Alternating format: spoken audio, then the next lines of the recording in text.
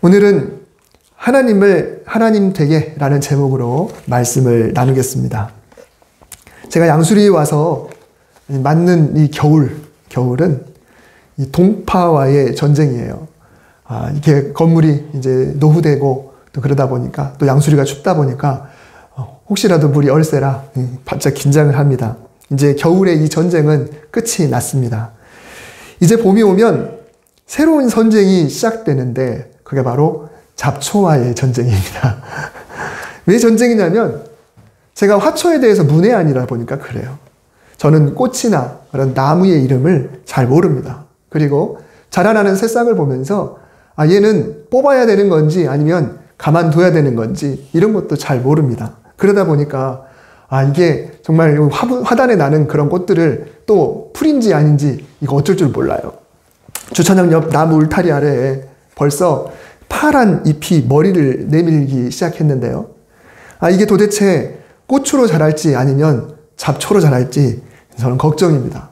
그래서 요 앞에 그때 화단에 있던 그 수선화 그거를 뽑아서 이제 이쪽에다가 심고, 또 우리 정면선 집사님도 지난 가을에 저기다가 꽃을 심고 했잖아요. 무슨 꽃이라고 그랬죠? 채송화. 채송화. 근데 저는 그게 자라도 새싹일 때 이게 채송화인지 수선화인지 모릅니다. 그래서 걱정이에요.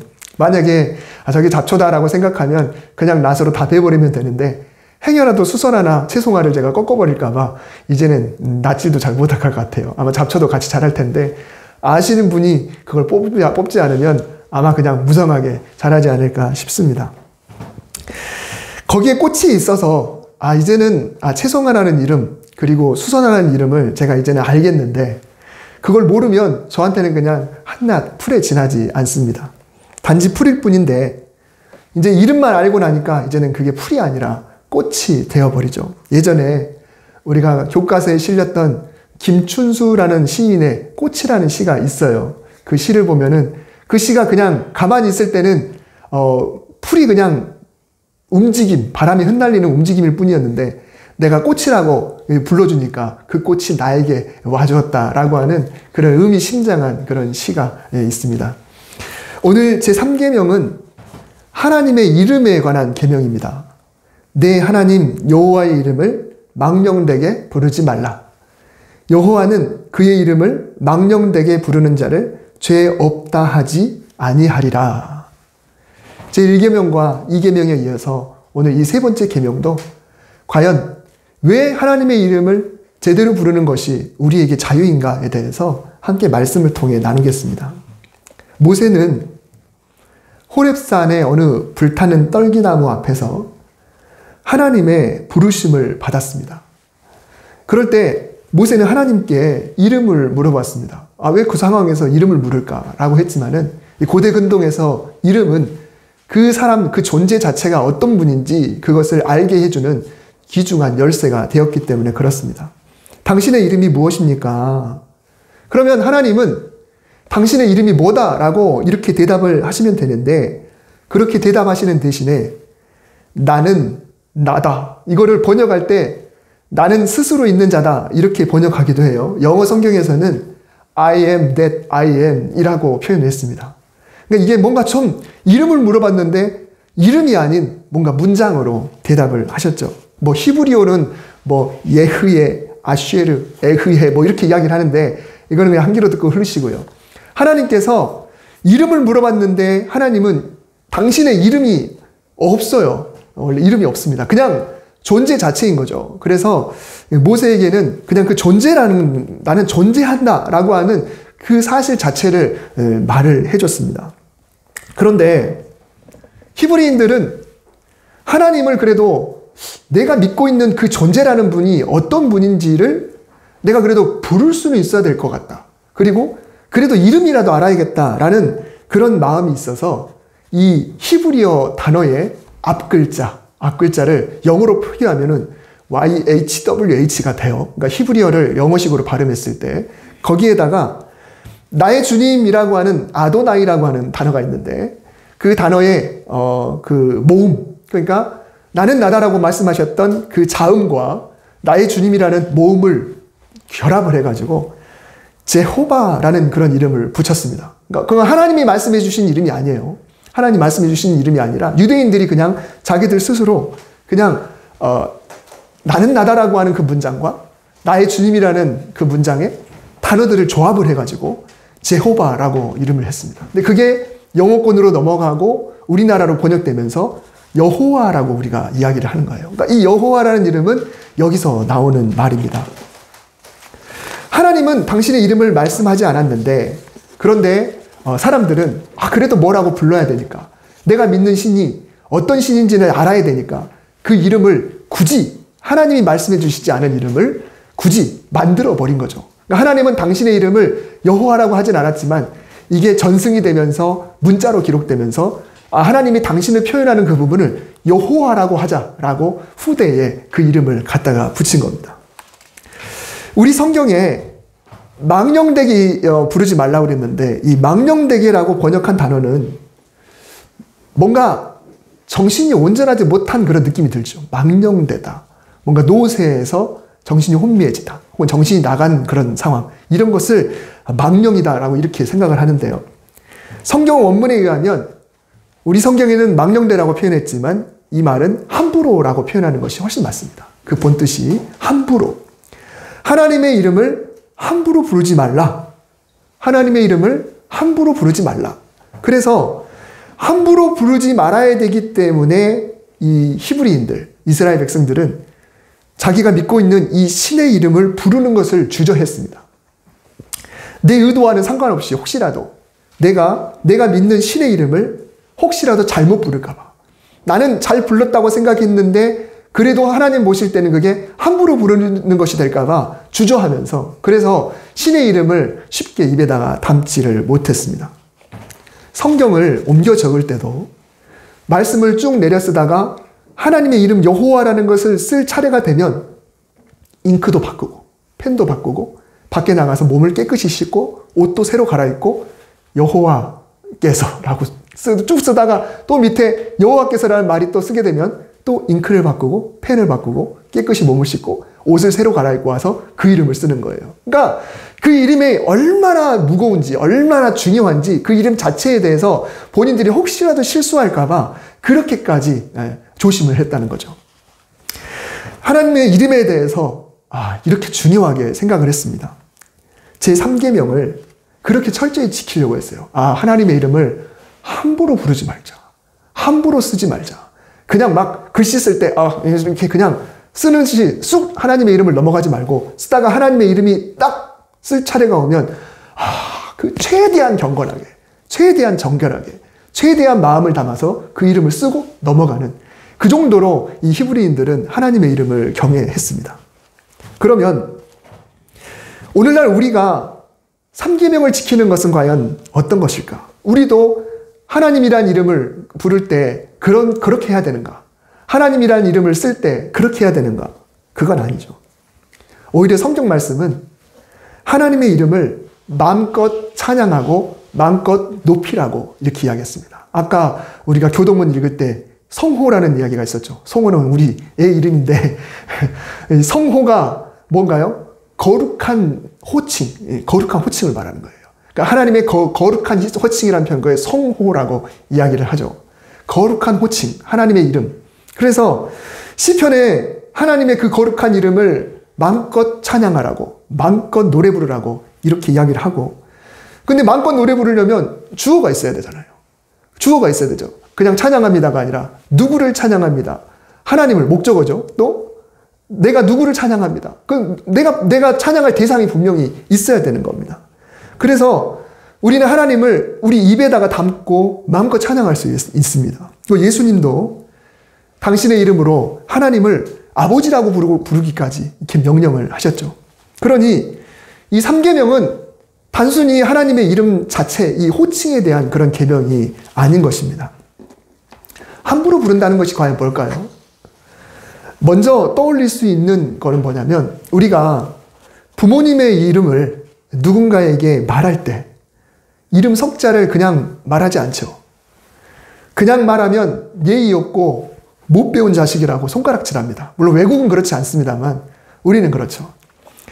부친의 이름이 만약에 홍길동이다. 그러면 네 아버지 한자가 어떻게 되시니? 라고 어른이 물어보시면 네, 제 아버님 성함은 홍길자 동자이십니다. 이렇게 이야기를 해요. 단지 이름 석자일 뿐인데 우리는 그 이름 자체에 대해서 굉장히 예의를 갖춰서 누군가 이야기를 합니다. 홍길자 동자입니다. 내가 그냥 홍길동입니다 라고 이야기하는 것은 굉장히 무례한 것이 되는 거죠. 마찬가지입니다. 하나님의 이름을 부른다는 것은 그 하나님이라는 글자 자체가 중요한 것이 아니라 그 이름을 가지신 대상, 그 하나님에 대한 마음가짐이 중요하다라는 이야기죠. 나는 얼마나 하나님을 가치 있게 여기고 있는가? 하나님의 이름을 얼마나 가치 있게 여기고 내가 내 입에 담고 있는가? 이것이 바로 이 3계명의 중요한 키포인트인 것입니다. 어떤 물건이 가치 있으려면요, 우선 품질이 좋아야 합니다. 좋은 물건은 당연히 가치가 있게 여겨집니다. 하지만 좋은 물건이라고 해서 다 가치가 있는 것은 아니에요. 반드시 따라야 하는 것이 뭐냐면 바로 희소성입니다. 너도 나도 이 가치 있는 것을 다 가지고 있으면 가치는 다 떨어지게 돼요. 가치를 추구하는 그런 소비 심리를 이용해서 소위 장사하는 사람들이 한정판이라는 그런 타이틀을 달아가지고 이거 몇 개 안 됩니다 라는 그런 이야기로 소비자들을 현혹시키죠. 실제로는 그렇게 가치가 있지 않을 텐데 한정판이라는 말 한마디로 인해서 이게 가치 있는 물건이 되어버립니다. 한국 프로야구의 살아있는 전설 이승엽 선수는 자타공인 최고의 선수죠. 그런데 이 사람도 자기가 늘 마음에 정말 찜찜한 그런 영상이 있어요. 그 인터뷰 언젠가 이승엽 선수가 어디에 강연 가서 그 이야기를 했어요. 예전에 사실 이런 영상이 정말 있어서 내가 굉장히 마음이 아픈데 지금은 그렇지 않다. 팬들은 우리에게 굉장히 중요합니다 라고 이야기했어요. 뭐라고 그랬냐면 이승엽 선수가 팬들에게 사인을 잘 안 해줘요.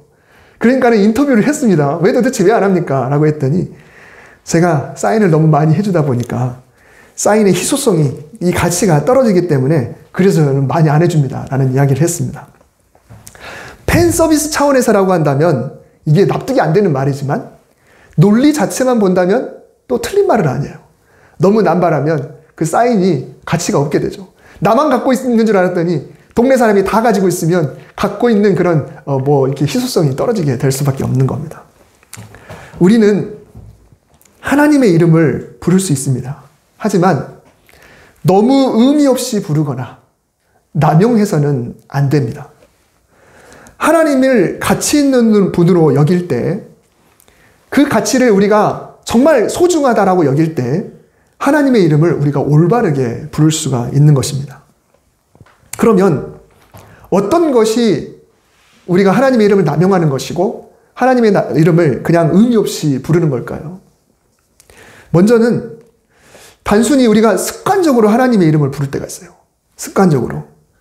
때로는 좋지 않은 의미로 하나님의 이름을 부를 수가 있습니다. 영어에 보면은 어떤 좋지 않는 상황에서 내뱉는 감탄사 중에 Oh my God이라는 말이 있죠. 그들은 그냥 그 종교 자체가 기독교죠. 기독교 국가죠. 물론 그 사람 개인적인 신앙을 떠나서 대통령이 성경책 위에다 손을 얹고 선서를 하는 나라지 않습니까? 그들의 문화 속에는 그냥 영어가 그들의 삶 자체인데, 그 기독교가 삶 자체인데, 그러다 보니까 그냥 읍스 이런 그런 말, 그럴 때 그냥 오 마이 갓이라는 말을 자연스럽게 합니다. 막 욕에다가 지저스 크라이스트란 말을 강하게 이야기하면 그게 욕이 돼버리고 막 이렇게 되는 거죠. 우리도 교회 다니는 사람들 중에서도 때로는 이런 경우가 있을 때 아이고 주여 라고 하는 그런 말이 그냥 툭 나오기도 합니다. 아이고 주여 아이고 주여. 물론 그 말 속에 악의는 없을 거예요. 악의는 없을 거예요. 그렇지만은 그저 이게 습관이 돼버리는 경우가 있죠. 근데 하나님을, 그 귀중한 그 하나님의 이름을 어떤 내 습관에다가 끌어다가 사용한다. 이게 결코 바람직하지는 않을 겁니다. 그리고 기도할 때도 우리가 집중하지 않으면서 머리로는 딴 생각하면서도 하나님의 이름만 그냥 입술에서 중얼거릴 수도 있습니다. 딴 생각하고 있어요. 기도도 정말 진심으로 마음 담지 않아요. 그렇지만 습관이 돼서 분명히 하나님은 내 기도를 듣고 계시는 분이신데 그 하나님의 이름이 마치 듣는 분이 없는 것처럼 공허하게 하늘에다 그냥 뿌려버리듯이 하나님이라고 그냥 아무 생각 없이 이렇게 기도하면서 내뱉는 그런 경우도 있습니다. 하나님의 이름은 우리가 아무 의미 없이, 아무 생각 없이 그냥 안 좋은 일에 그냥 붙여질 만한 그런 이름이 아닌 것이죠. 그런데 하나님의 이름을 사용하는 더 좋지 않은 그런 경우는 뭐냐면 바로 내 뜻을 관찰하기 위해서, 내 목적을 이루기 위해서 하나님의 이름을 아무 곳에다 가져다 붙이는 경우를 말합니다. 요즘 넷플릭스에서 나는 신이다 라는 제목의 다큐멘터리가 방영되면서 이슈가 되고 있습니다. 사실 이 표지도 보기만 해도 솔직히 마음이 좀 불편해요. 좀 보셨는지 모르겠는데 저도 3편까지만 봤거든요. 굉장히 좀 마음이 안 좋아요. 우리나라의 대표적인 이단, 이 사이비 집단을 집중 취재해서 다큐멘터리 형식으로 방영을 했는데 거기에 넘어가는 사람들을 보면은 참 안타깝기도 하고 또 한편으로는 어쩜 저렇게 무지할 수 있을까라는 생각이 들기도 합니다. 그런데 이 사이비 집단의 교주들이 가장 잘 가져다 쓰는 말이 뭐냐면 바로 하나님이 원하신다. 하나님이 말씀하셨다. 하나님의 뜻이다. 이런 표현들입니다. 사람은 나약하니까 하나님 뜻이다라는 말을 들으면 왠지 그것을 순종하지 않으면 뭔가 좀 무서워요. 뭔가. 사람이 약하기 때문에 그렇습니다. 만약에 저게 하나님 뜻이 아니면 상관없겠지만 혹시라도 하나님 뜻이면 어떡할까? 저 사람이 메시아가 아니면 상관없겠지만 혹시라도 저 사람이 메시아면 어떡하지? 라는 그런 두려움 때문에 뭔가 상식적으로 맞지는 않지만 그래도 하나님의 이름을 갖다 붙이니까 왠지 따르지 않으면 안 될 것 같은 그런 마음이 들어서 울며 겨자 먹기로 그렇게 그런 교주들에게 넘어가는 그런 모습들을 보게 됩니다. 이단, 사이비 이런 것만으로 국한되지 않죠. 교회의 역사 속에서 하나님의 이름으로 이루어지는 각종 정복 전쟁들이 있었습니다. 그들 앞에는 늘 십자가가 있었고 또 하나님의 이름이 있었습니다. 각종 정복 전쟁, 또 마녀 사냥, 하나님의 이름으로 부당하게 치러졌던 그런 살인, 살육, 학살들, 십자군 전쟁들, 또 부정부패 이런 일들이 얼마나 많았습니까? 심지어는 2차 세계대전을 일으켰던 그 히틀러도 명분은 하나님의 이름으로, 기독교의 이름으로 치러진 전쟁이에요. 그래서 유대인들을 죽였던 이유가 물론 다양하게 있겠지만 그 중에 또 중요한 명분 하나가 뭐였냐면 유대인들은 우리가 믿는 예수 그리스도를 죽인 존재들이다 라고 하는 그것도 유대인 학살의 그 명분 중에 하나였습니다. 소련과의 그런 다툼이 있을 때도 하나님은 이 공산주의를 원하시지 않는다라는 마음으로 이 백성들에게, 병사들에게 정신교육을 시켰던 것이죠. 정말 잔인한 일들이 하나님의 이름으로 이루어졌습니다. 또 지난번에도 한번 말씀을 드렸지만은 2002년 월드컵 때 한국 교회가 월드컵의 성공 개최를 위해서도 기도를 했지만 한국의 16강을 기원하는 그런 기도 제목을 놓고도 기도를 했단 말이에요. 성공 개최야 그렇다 치고 16강 진출을 위한 기도는 뭔가 석연치 않습니다. 왜냐하면 월드컵 본선에 오른 나라들 중에 정말 많은 나라들이 소위 종교가 기독교인 나라들이 굉장히 많이 있어요. 우리와 한 조에 속했던 미국, 폴란드, 포르투갈도 넓게는 다 하나님을 믿는 그런 나라를 표방하고 있습니다. 그러면 16강에 들어가게 해달라고 기도하는 우리나라, 그러면 미국 사람들은 또 어떡할지, 폴란드는 어떡할지, 포르투갈은 또 어떡할지. 하나님의 이름을 부르면 하나님은 과연 누구의 편을 들어줘야 할까요? 우리가 내 개인의 목적을 위해서 하나님의 이름을 가져다 쓰는 겁니다. 하나님의 이름을. 언젠가 말씀을 드렸을 때 제가 기도할 때 우리가 너무 많은 생각을 하다 보면은 자칫 기도 자체를 못할 수도 있어서 너무 많이 생각하지 말고 단순하게 하나님께 기도합시다라는 그런 말씀을 드렸던 적이 있습니다. 하지만 내가 바라는 그 소망도 단순히 나만의 목적을 위하는 것이다. 나의 유익만을 목적으로 품는 것이다 라고 하는 것은 하나님께서 결코 기뻐하지는 않습니다. 누가 봐도 정욕이고 누가 봐도 과한 욕심이고 말씀에 비추어 볼 때 옳지 않은 건데 거기다가도 하나님의 이름을 가져다 놓고 그것을 들어달라고 이렇게 이야기를 하는 겁니다. 단순히 명분만을 위해서 하나님의 이름을 갖다 붙이는 것은 하나님이 결코 기뻐하지 않겠죠. 또한 맹세의 문제가 있습니다. 저도 어렸을 적에 뭔가 했냐 안 했냐, 네가 했냐 안 했냐, 네가 했냐 안 했냐 이런 이야기를 하게 될 때 하나님께 맹세라는 질문을 저도 던지곤 했어요. 하나님께 맹세? 우리 식구들끼리도 그렇고 우리 교회 다니는 친구들끼리도 그렇고 그 사람이 이랬다고 하면은 진짜 내가 좀 있을 때 도저히 믿기지 않는다 그러면 하나님께 맹세? 라는 질문을 했어요. 교회 다니는 사람으로서 하나님의 이름을 걸고 차마 거짓말하지 않겠지. 차마 하나님의 이름을 걸고 거짓말하면 안 되겠지라는 생각으로 그렇게 맹세를 하나 안 하냐 이것이 마치 재판을 하는 것 같은 그 정도의 어떤 권한이 있었어요. 권위가 있었어요. 하나님께 맹세? 이스라엘 백성들도 그랬습니다. 과학수사가 없는 그런 시대에 맹세는 사실 어떤 이것이 옳고 그르냐라고 하는 것을 판단하기에 굉장히 중요한 수단이었습니다. 그런데 이스라엘 백성들은 그래도 하나님의 이름을 함부로 거론할 수 없으니까 자꾸 다른 것을 가져다가 맹세하기 시작했어요. 하나님의 이름으로 맹세하는 것은 그 이름 자체를 우리가 함부로 부를 수 없으니까 그 사람들이 다른 걸 갖다가 그 맹세의 도구를 사용했습니다. 당시에 신처럼 여겨지는 것들, 또 우상들, 또 심지어 자기 아버지의 이름, 뭐 드라마 같은 데도 보면은 자기 아이의 이름을 걸고 맹세하는 그런 경우도 있고요. 부모의 이름을 걸고 맹세하는 경우도 있고 하죠. 하지만 세상에 그 어떤 신, 그런 어떤 피조물, 그 어떤 것도 우리가 맹세를 걸 만한 그런 존재는 없어요. 하나님이 보실 때는 완벽하게 진실한 분은 하나님이시고 선한 분은 하나님이시기 때문에 그 이름만이 100% 걸고 넘어갈 만한 그런 맹세의 도구로 사용할 만한 이름이지 그 나머지는 진실도 아니고 부족하고 흠도 있고 연약하고 얼마든지 뒤바뀔 수 있는 존재이기 때문에 그 어떤 것도 맹세에다가 끌어들여서는 안 되는 거죠. 그래서 하나님은 가급적 맹세를 하지 말아야 되지만 절대로 맹세하지 않는 것이 좋지만 꼭 맹세를 해야 한다면 그래도 내 이름을 갖다가 사용하라 라고 허락을 하셨어요. 도무지 맹세를 하지 말지만 그러나 꼭 맹세를 해야 된다고 한다면 그러면 내 이름만 가지고 하라고 말씀을 하시는 거죠. 혹시라도 거짓된 대상을 가지고 맹세할까 봐 당신의 그 고귀한 이름을 우리에게 허락해 주셨던 것입니다. 그래서 우리가 하나님의 이름을 함부로 부르지 말라는 금지의 계명을 우리는 좀 뒤집어서 적용해 볼 필요가 있습니다. 그게 뭐냐면 하나님의 이름을 합당하게 불러라. 하나님의 이름을 그 이름에 걸맞게 합당하게 불러라 라는 것입니다.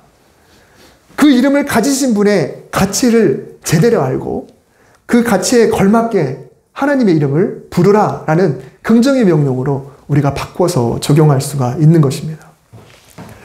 그냥 이름만 불러서는 안 되고 그 이름을 떠올리는 순간 성경을 통해서 알려주신 하나님의 성품, 하나님의 그 마음, 그리고 하나님의 뜻, 그리고 하나님의 사랑, 그 은혜가 내 마음에 가득 채워져서 그 뜨거운 가슴으로 하나님의 이름을 부르라 라는 것입니다. 저는 기도를 시간으로 놓고 볼 때 그리 오래 하는 목사가 못 됩니다. 기도를 긴 시간 동안, 오랫동안 못해요. 목사라면 당연히 기도를 오래 해야 되는데, 근데 사실을 말씀드리는 겁니다. 제가 누군가의 이름을 불러가면서 기도할 때, 저는 문장을 잘 만들어서 하나님, 아무개 집사님, 이러이러하게 해주시고, 이러이러하게 해주시고, 이렇게 해주시고, 저렇게 해주십시오. 라고 이렇게 기도하는 것을 제 개인적으로는 별로 효과적이게 생각하지 않습니다. 저의 경우가 그렇다는 거예요. 물론 대표 기도하거나 또 그분을 앞에 놓고 제가 그분을 위해서 기도해 줄 때는 내 혼자만의 기도가 아니고 그분도 듣고 공감하고 함께 아멘 해야 될 기도이기 때문에 그분에 대해서 정말 문장을 마음 담아서 이렇게 작정하듯이 그렇게 기도를 쭉 합니다. 그건 맞아요. 그렇지만 제가 제 개인의 기도를 제가 개인적으로 누군가를 위해서 기도할 때는 그렇게 잘 안 합니다. 사람마다 기도의 스타일이 달라서 어휘력에 따라서 기도도 세련될 수 있고 투박할 수 있고 또 길 수도 있고 짧을 수도 있어요. 문장력이 풍부할수록 기도도 더 길어질 수 있습니다. 하지만 반대로 오랜 기도가 결코 쉽지 않은 그런 사람도 있을 거예요. 근데 저는 누군가를 중보해야 될 성도의 이름을 떠올리면 문장으로 풀어놓지 않아도 그분에 대해 평소에 바라던 바, 기도하려던 내용이 마치 스크린을 채우듯 그냥 쑥 지나가요. 그냥 아무개 집사님, 하나님 아무개 집사님이라고 말하는 순간 제가 아는 범위 안에서 그분의 삶이 그려지고 그리고 그분의 바람, 그분이 뭘 바라시는지 또 제가 그분을 향해 바라는 것이 무엇인지 이런 것들이 순식간에 그냥 머릿속에 그냥 느낌으로 확 가득 차요. 그러면 이것이 그냥 문장으로 풀기에는 너무 많습니다. 너무 많고 너무 풍성해요. 그러다 보니까 제가 문장으로 하면 너무 그 범위가 좁혀지는 겁니다. 그러다 보니 저는 누군가를 위해서 중보기도 하면은 하나님 아무개 집사님 하고 잠깐 그분을 마음 깊이 떠올립니다. 가슴 깊이. 그리고 나서 다른 분으로 또 넘어가요. 다른 분으로 또 넘어가요. 그러다 보니 우리 교회 성도님들을 위해서 새벽마다 기도할 때 그 이름을 불러서 문장으로 하지 않고 이름만 부르다 보니까 시간이 그렇게 오래 안 걸려요. 하지만 저는 그렇게 생각합니다. 하나님이 내 마음에 품고 있는 그 생각 자체를 받으셨다. 제가 말로 표현하는 것보다도 훨씬 더 풍성하게 하나님이 내 기도와 내가 원하는 마음, 내가 무엇을 기도하는지를 알고 계시다라는 생각이 들어요. 그래서 아무개 집사님 하고 잠깐 있다가 아무개 권사님 하면 그분이 지금 몸이 어디가 아프신지 지금 어떤 마음이실지 지금 그분이 기도하는 것이 무엇일지가 한꺼번에 그냥 쑥 들어오는 거죠. 학교에서 영어 시간에 선생님이 숙제를 내줬어요. A4 용지에다가 영어 단어를 가득 채워서 와라. 그러면 이 숙제의 의도는 뭔가요? 그냥 채우라는 게 아니라 그 단어를 외우라라는 거죠. 그런데 이게 외우면서 써서 A4 용지를 채운다는 게 결코 쉽지가 않습니다. 굉장히 귀찮아요. 그래서 제 친구들 중에는 이 모나미 153 볼펜을 세 자루를 나란히 세우고 거기다 고무줄로 위아래를 묶은 다음에 한 번 쓸 때마다 3개가 쓸 수 있도록 세 단어가 한 번 쓰면 3줄이 써지는 거예요. 그 다음 3줄이 써지는 거예요. 그야말로 숙제를 위한 숙제를 하는 그런 친구들이 있었어요. 또 심지어는 자기가 영어 단어를 그렇게 A4를 여러 장을 써온 다음에 다음날 아침에 그거를 애들에게 100원 주고 팔아요. 100원 받고. 막 그런 일들이 실제로 있었어요. 얼마나 그게 어렵습니까? 그런데 만일 내가 짝사랑하는 그런 친구가 있거나 혹은 내가 좋아하는 연예인이 있으면 그 이름을 적을 때 단순히 이름 석자를 쓰는 게 아니라 그 속에 그 사람을 향한 내 마음이 다 담기게 돼 있습니다. 그러다 보면은 이름 쓰는 게 지루하지가 않아요. 어느샌가 그 지면을 꽉 채우게 됩니다. 시간 가는 줄 모르고 쓰면 쓸수록 내 마음이 그 속으로 더 향하게 돼요. 더 마음이 간절해지게 되죠. 하나님은 당신의 이름이 그렇게 불리기를 원하십니다. 우리가 하나님이라는 이름을 떠올리면 그런 마음이 들기를 원하시는 거예요.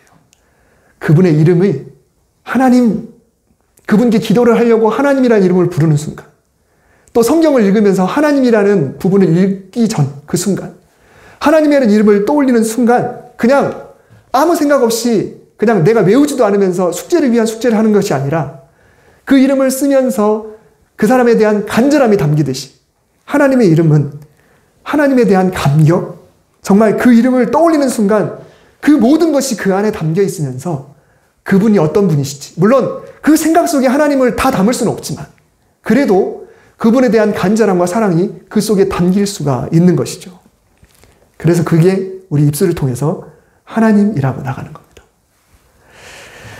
말라기의 말씀으로 오늘 설교를 마치겠습니다.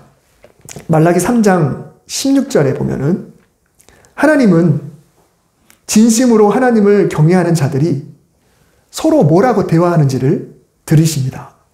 그리고 그 대화 속에서 이 사람이 나를 과연 경외하는지 안 하는지, 이 사람이 내 이름을 과연 존중하는지 안 하는지를 분명히 아시고 그것을 심지어 당신의 기념책에다가 기록한다라고 말씀하셨습니다. 또한 그런 사람을 나의 특별한 소유로 삼으실 것이고 사람이 자기 자식을 아끼는 그런 마음처럼 그들을 아끼겠다라고 말씀해 주셨습니다. 그런 사람을 공의로 돌봐주실 것이고 치료해 주실 것이고 또 신앙의 발걸음이 어린 송아지처럼 경쾌하게 해줄 것이고 사탄을 밟는 승리를 주실 것이라고 하나님이 말씀하셨어요. 이 말이 다 당신의 이름을 경외하는 자에게 그렇게 한다라고 단서가 달려 있습니다. 하나님의 이름을 경외하는 자에게 이런 놀라운 은혜를 하나님이 부어주신다고 말씀하셨어요. 우리가 그냥 누군가 이야기하면서 그냥 하나님의 이름을 툭 던졌는데 하나님은 그 대화를 들으시면서 이 사람이 내 이름을 경외했구나. 이 사람이 내 이름을 존중했구나 라고 하는 것을 하나님이 분명히 보신다라고 말씀을 하셨습니다. 그러므로 여러분, 우리가 하나님의 이름을 망령되이, 다시 말하면 함부로 부르지 말라는 이 계명을 어떤 두려운 마음으로 받지 말고 하나님을 하나님답게 존중하고 그렇게 여기면서 이름을 부르자. 하나님의 이름을 그렇게 불러드리자. 내가 기도할 때 그냥 기도를 시작하면서 하나님이라고 그냥 대충 시작하는 것이 아니라 그 이름을 마음 가득히 부르는 순간 그분의 그런 사랑, 그분의 위엄, 그분의 은혜, 그분의 인내, 그리고 그분의 어떤 공의, 그분의 선하심 이런 것들이 내 마음 가득히 채워지는 상황에서 그 하나님이라는 그런 이름을 불러보자는 것이죠. 그렇게 부를 때 하나님은 우리에게 놀라운 자유와 그리고 축복, 그리고 특별히 기념하시고 우리에게 공의로운 해, 심지어 치료의 광선, 그리고 사탄을 밟는 그런 놀라운 능력을 우리에게 주신다라고 말씀을 해주셨습니다. 오늘 우리에게 주신 3계명을 주신 하나님의 거룩한 이름을 찬양합니다. 우리 하나님의 이름을 높입니다. 기도하겠습니다.